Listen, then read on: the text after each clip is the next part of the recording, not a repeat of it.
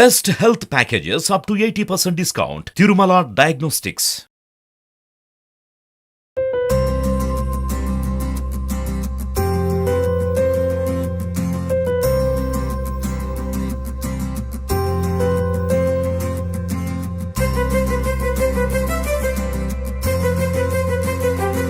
నమస్తే రమ్మగారు, కనుమ పండుగ శుభాకాంక్షలు అండి. కనుమ పండుగ శుభాకాంక్షలు జయ. సుమన్ టీవీ ప్రేక్షకులందరికీ కనుమ పండుగ శుభాకాంక్షలు. మనం కనుమ ముక్కనుమ పండుగ వెళ్ళిన మరుసటి రోజు కనుమ, ఆ తర్వాత రోజు ముక్కనుమ కదండి. ఈ 2 రోజులు కూడా విశేషంగా జరుపుకుంటాం కదా రమ్మగారు. ముక్కనుమ సంగతి ఎట్లా ఉన్నా కనుమ అయితే జరుపుతాం బాగా. ముక్కనుమ నాడు కదలకూడదంటాం, ప్రయాణాలు అవి పనికిరావు. అవునవును. కనుమ నాడు కాకు కూడా కదలదు కడగదు, ఇలాంటివి 2 సూత్రాలు చెప్తారు. కనుమ రోజు వెళ్ళకూడదు, ముక్కనుమ రోజు వెళ్ళకూడదు. కనుమ నాడు వెళ్ళినా పర్వాలేదు, ముక్కనుమ నాడు అసలు వెళ్ళకూడదు అంటారు. ఓహో. ఊళ్ళల్లో ఒక్కొక్క సాంప్రదాయం, ఒక్కొక్క ఊరి పద్ధతి కదా.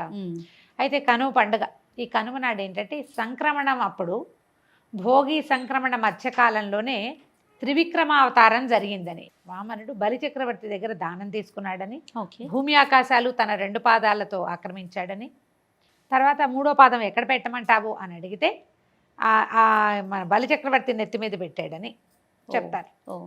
అయితే ఈ బలిచక్రవర్తి ఇలా భూమిలోకి పాతాళంలోకి తొక్కివేయబడిన బలిచక్రవర్తి ఈ కనుమ నాడు సంక్రమణం చెందిన తర్వాత, సూర్యుడు సంక్రమణం చెందిన తర్వాత రోజున ఆయన భూవిహారానికి వస్తాడు.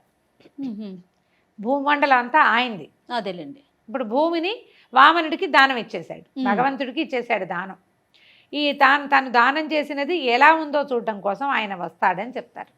మనం ధనుర్మాసం మొదలైనప్పటి నుంచి, నెలగంటు పెట్టినప్పటి నుంచి ఏం చేస్తాం, పీటల ముగ్గులు వేయటం మొదలు పెడతాం. అవును కదా, గళ్ళ ముగ్గులు, గీతలు, పీటలు అంటారు. అవును.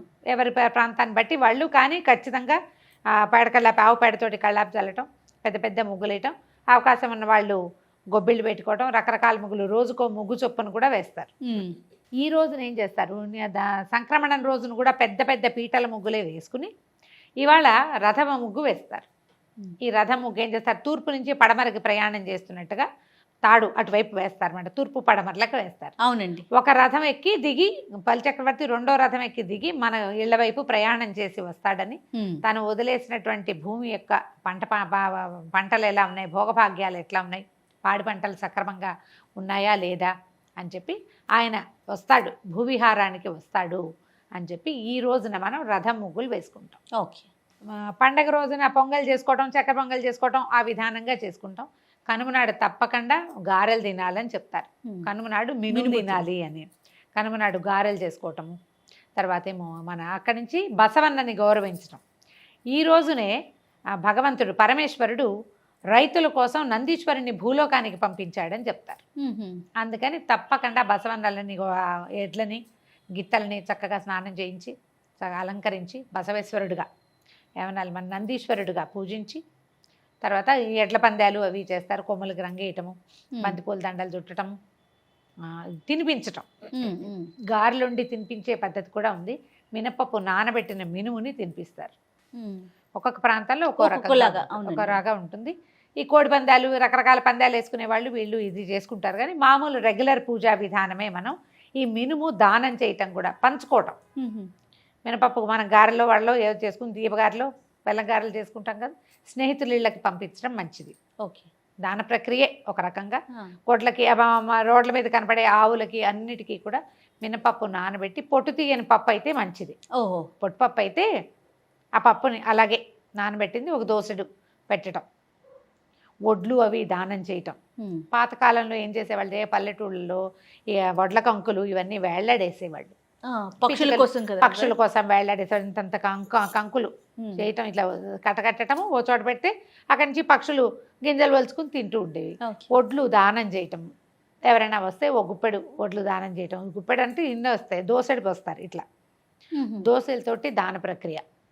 తర్వాత ఈ కనుమ నాడు మనం మన బలిచక్రవర్తిని గౌరవించే విధానం, ముగ్గులు వేసుకుంటాం. సంక్రాంతి పండుగ అంటేనే దానం దానం దానం దానం. అలానే పితృదేవతలకి మనం స్మరించుకోవటం అంతే. అంతే. ఈ రోజున ఏం చేస్తారంటే బలి వేసే విధానం ఉంటుంది. ఇదివరకట నాకు తెలిసే నాటికి మా పొలి చల్లటం అనేది ఒక పద్ధతి ఉంటుంది. ఈ కనుమ నాడు ఏం చేస్తారంటే పసుపు, కుంకుమ, కొత్త బియ్యపు దీంట్లో కలిపి దాన్ని పొలాల్లో చల్లుతారు. భూత బలిగా చెప్తారు. పొలి చల్లటం అంటారు, పొలిమేరల్లో చల్లుతారు. రకరకాల జబ్బులు రాకుండా ధాన్యం మళ్ళీ పంటలు బాగా పండడానికి ఈ బలి వేసే దాన్ని ఏం చేస్తారు, ఇది వరకు మేకనో ఇదేనో ఇచ్చేవాడు. మరి ఎలా పోయిందో అవన్నీ పోయినాయి ఊళ్ళలో. అలా చేసేవి ఇంకా ఉన్నాయేమో ఆచారాలు కొన్ని ఊళ్ళో. బలి వేయటం ఉండుంటుంది, మనకి కనపడుతున్న ప్రాంతాల్లో మాత్రం ఇంకా అది లేదు. కుష్మాండ బలి చేస్తారు. కుష్మాండం అంటే గుమ్మడికాయ పగలు కొట్టడం. గుమ్మడికాయ కూడా ఇంచుమించుగా దీంతో సమానమైన బలవర్ధకమైన ఆహారంగా నమ్ముతారు, మాంసంతో సమానమైందని. అందుకని ఈ కూష్మాండ బలి చేసి ఇళ్ళకి చేసుకుంటారు, పొలాలకి, ఫ్యాక్టరీలు, కంపెనీలు ఏమైనా ఉంటే అక్కడ కూష్మాండ బలి చేయటం కూడా ఉంటుంది. వాళ్ళ విధానాన్ని బట్టి ఎక్కడెక్కడ ఎట్లా ఉంటే ఏ ఊళ్ళల్లో ఏది ఉంటే అది. అయితే ఈ పొలి చల్లటం మాత్రం పొలాలు ఉన్న చోట, పంట పొలాలు ఉన్న చోట తప్పకుండా చేస్తారు. గ్రామపు పొలిమేరల్లో, తర్వాత మన దాన్ని అంటారు పొలాల దీంట్లో, అంటే అన్ని కోసేసి ఉంటాయి. అవును, మళ్ళీ దున్నడానికి మొదలు పెట్టాలి, ఇంకా టైం ఉంది కదా, ఇంకో నెలపోయాక ఇప్పుడు స్టార్ట్ చేస్తారు. ఈ లోపల ఈ పొలి దాన్ని అలా చల్లుతారనమాట. ఎక్కడ అంటే మనం ఇంట్లో మనం చేసుకోవాల్సిన విధానాలు అయితే ఇవి కాదు, ఏం చెయ్యం. తెలంగాణలో నేను గమనించాను, పండగ రోజున ఈ కనుమ రోజున కొబ్బరికాయ దిగదుడ్చి కొడతారు. దేనికంటే ఇళ్ళకి వాకిట్లో నిలబడి వాకిలు చక్కగా గుమ్మాలు బాగా అలంకరించి మా మామ అన్ని పదార్థాలన్నీ లోపల చేసుకుని కొబ్బరికాయ మీద కర్పూరం పెట్టి ఇళ్ళకి దిగదుడిచి కొబ్బరికాయలు కొట్టేది కూడా కనపడుతుంది. ఇప్పుడు మనకు ఆ పద్ధతి లేదనుకో, వాళ్ళు చేస్తుంటే ఏమిటో వింతగా ఉంటుంది. అదొక కొత్త ఆచారం, మనకు తెలియని ఆచారం కదా, వాళ్ళ పద్ధతి, అది వాళ్ళ పద్ధతి కనపడుతుంది. తెలంగాణలో అక్కడక్కడ చూసాం. మరి తెలంగాణదా వీళ్ళు వేరే ప్రాంతం నుంచి వచ్చారు, వాళ్ళు అక్కడ అలవాటో నాకు తెలియదు, కానీ అది చేసే విధానం కనిపిస్తుంది. మన వైపు ఇళ్ళకి దిగదొడటాలు అవి మనం చెయ్యం. ఈ ఆవుల్ని మన ఎడ్లని వాటిని అలంకరిస్తారు కదా, జనం కట్టలు, దాన్ని వెలిగించి దాంతో దిగదుడుస్తారనమాట, ఆ మండే దాంతో. ఇప్పుడు ఈ ఎద్దు యొక్క సహాయంతో రైతు ఇంత పంట పండించాడు. ఎద్దుకు కూడా ఆరాపుల్లింగ్ అవ్వాలి కదా, అమ్మాయి ఏమున్నాయిరా ఎడ్లు అంటారు చూడంగా. మంచి ఎత్తరిగా బాగుందనుకో, పొలం పనులు బాగా వీళ్ళకి బాగా పండితే కష్టమంతా బసవడిది. అవును, బసవడి కష్టం ఇది. అందుకని జనాల దృష్టి ఉంటుంది. ఇది దిగదుడిచి తీసేస్తారు. తర్వాత వాటికి ఆహారం పెట్టడము, చక్కగా మంచి కొత్త రకం పెట్టి ఫుడ్ పెట్టడము, అలంకరించడము, నమస్కారం చేసుకోవటం, పసుపు కుంకాలు అవి వేసి పూజ చేసుకోవటం, ఒక్కొక్క విధానం. ఇప్పుడు ఎడ్ల మీద ఆధారపడి వ్యవసాయం చేస్తున్నవి తక్కువ. అవును కదా, ఇప్పుడంతా ట్రాక్టర్లు వచ్చేసినాయి, రకరకాలు. ఆఖరికి ధాన్యం కట్ చేయడానికి కూడా మెషిన్లు వచ్చేసినాయి కదా, అన్నిటికీ మెషిన్లే. కార్మికుల యొక్క పని తగ్గిపోతా ఉంది కదా రోజు రోజుకి. దానికి కూడా కార్మికులు కావాలి, అంటే ఎక్కువ మంది అవసరం లేదు. 10 మంది చేసే చోట ఒక్క మనిషి సరిపోతున్నారు కదా. ఎడ్లు బళ్ళు వాటి అవసరం కూడా కొంచెం తగ్గించారు. అయినా కూడా మనం బసవణ్ణి గౌరవించే విధానం ఉంది మనకి. దేవాలయాల్లో అక్కడ ఆంబోతులు కనిపిస్తాయి, దేవాలయాల తాలూకు గోశాలల్లో ఆవులు ఆంబోతులు కనిపిస్తాయి. మనకి ఈ ఊళ్ళో అవకాశం లేదనుకుంటే సమీపంలో ఉన్న గోశాలలో ఎడ్లు గనక ఉంటే, ఆంబోతు ఉంటే అక్కడ మీ సేవను సమర్పించవచ్చు, ఏమీ తప్పులేదు. తప్పకుండా మనకే ఉండాలని ఏం లేదు, ఎక్కడికైనా వెళ్ళి రావచ్చు. అక్కడ వాటికి ఆహారానికి గ్రాసానికి సరిపడా డబ్బులు ఇవ్వచ్చు. మనమే కొంచెం మినపప్పు నానబెట్టి పట్టుకెళ్ళి ఎద్దుకో గిత్తకో, కోడిదూడలు కొన్ని ఉంటాయి గోశాలలో కనపడతాయి కదా, అందుబాటులో ఉంటే ఆ ప్రయత్నం అయినా చేసుకోవచ్చు. ఇక గాలిపటాలు ఎగరేస్తారు విరివిగా ఇక్కడ పండగ నాడు కంటే. కనుమ నాడు ఇంకా పెద్ద హడావిడేం లేదు, అయిపోతుందిగా, ఇక ఇప్పుడు చేస్తారు. అయితే కనుమ నాడు ప్రయాణమై మనం వెళ్ళకూడదంటారు. ఎందుకు రమ్మగారు? ఎందుకో కనుమ ఏంటంటే సంక్రమణం మరుసటి రోజుని కనుమ అంటారు. దీనికి పనికిరాదు. దీంట్లో ఏంటంటే ప్రయాణమే కాదు, తల కడక్కూడదనే ఒక నియమం కూడా ఉంది. ఓహో, తలస్నానం కనుమ నాడు తలస్నానం చేయకూడదు. కనుమ నాడు తలస్నానం చేయకూడదు, ప్రయాణాలు అవ్వకూడదు. అందుకని పండగ నాటి రాత్రే వెళ్ళిపోయేవాళ్ళు చాలా మంది. లేకపోతే ఉంటే కనుక ఇంకో 2 రోజులు ఉండాలి. ముక్కనుమ కూడా పనికిరాదు కొన్ని ఊళ్ళల్లో. లగేజ్ తీసుకెళ్లి వేరే ఇళ్లలో పెట్టడము అలా కూడా చేస్తారు. అవకాశం ఉంటే చేయటము. అదే ముక్కనుమ సిద్ధాంతం మా వైపు ఉంది. ముక్కనుమ నాడు కూడా ప్రయాణం అవ్వకూడదు. కనుమ ముక్కనుమ ఎందుకు వచ్చిందో దీని వెనకాల ఏదో ఆంతర్యం ఉంది. కానీ మనకి సాధారణంగా పెద్దవాళ్ళు చెప్పేవి మాత్రం కనుమ నాడు కాకైనా కదలదు, కాకైనా కడగదు, ఈ 2 చెప్తారు. అవకాశం ఫాలో అయిపోవటమేనండి. ఎందుకు ఏంటి ప్రశ్నలు, కొన్నిటికి మనకి సమాధానాలు మన బ్రెయిన్కి అందుతాయి జయ. అవును, కొన్నిటికి కొన్ని పుస్తకాల్లో సమాధానాలు లభిస్తాయి, ఎవరైనా పెద్దవారు చెప్తే తెలుస్తాయి. కొన్నిటికి పెద్దవారు చెప్పినా మనం సాటిస్ఫై అవ్వం. వాటిని ఏం చేయాలి? కళ్ళు మూసుకుని ఫాలో అయిపోవాలి, వెళ్ళిపోవాలి. పెద్దవాళ్ళు ఏం చెప్తే అంతే, ఇంకా ఆ రకంగా చేసుకుంటే సరిపోతుంది.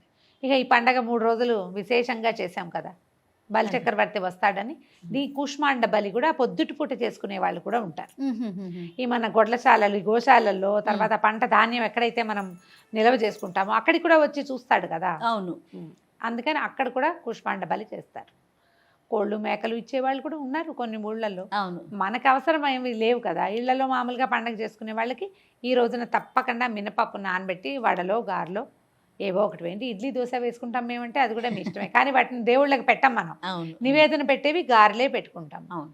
గారెలు చేసుకోవటము, గారెలు పంచుకోవటము, పండగ సక్రమంగా అయిందని. పర్వదినాలలో పోట్లాట్లు గొడవలు పెట్టుకోకండి. అవకాశం ఉంటే దేవాలయ దర్శనం చేయండి, చాలా మంచిది. ఇది ఎందుకంటే ఇది ఇంకా వచ్చేసింది, దేవతలు మెలకుగా ఉంటారు కాబట్టి ఈజీగా వరాలు లభిస్తాయి అన్నమాట. అదే అదే. మనం చిన్న పూజ, చిన్న జెస్చర్ కూడా ఫలితాన్ని ఇస్తుంది. దేవాలయ దర్శనం కానీ, ఇంట్లో పూజా విధానం చేసుకోవటం కానీ, తర్వాత ఎవరికైనా ఏదైనా ఇవ్వడం కానీ, దానం దాన ప్రక్రియ కానీ, ఇది పెద్ద దానంగా పక్కింటి వాళ్ళకి గారెలు పంపిస్తే దానం అనుకోకూడదు. అంతే కదా, స్నేహంతో పంపిస్తాం. మనం గారెలు ఇస్తే వాళ్ళు చక్కెర పొంగలు ఇస్తారు. అంతే అంతే కదా, అన్నిటికీ మంచిదే ఇచ్చిపుచ్చుకోవటం, ఇలా పండగని జరిపేసుకోవటం. సరే రమ్మగారు, నేను గారెలు పంపిస్తాను మీకు. అలాగే నీకేం కావాలో చెప్పు. చక్కెర పొంగల్ రమ్మగారు, దానికోసమే. రైట్ అండి. అంతేనా రమ్మగారు, ఇంకేమన్నా మనం పాటించాల్సినవి ఏమన్నా ఉన్నాయా? ఎప్పుడు మీ డైలాగ్ చెప్పండి ఒక్కసారి. కొట్లాడుకోవద్దు, Yes. పోట్లాడుకోకండి, ఏ విషయానికి గొడవకి దిగద్దు. చిన్న చిన్న వ్యవహారాలకి మొదలుపెట్టిన తగదాలు చిలికి గాలివాన అవుతాయి. గాలివానాలు చేసుకోబోకండి. పైగా ఇవి సంవత్సరపు మొదటి నెల, ఈ ఏడాది ఇప్పుడే స్టార్ట్ చేస్తాం. చక్కగా ఏదైనా ప్రాబ్లమ్స్ ఉంటే వాటిని వెనక్కి వదిలేసి ఫ్రెష్గా స్టార్ట్ చేయండి. పర్వదినాల్లో మొదలుపెట్టి చక్కగా విజయవంతం అవుతాయి. నమస్తే. నమస్తే జయ.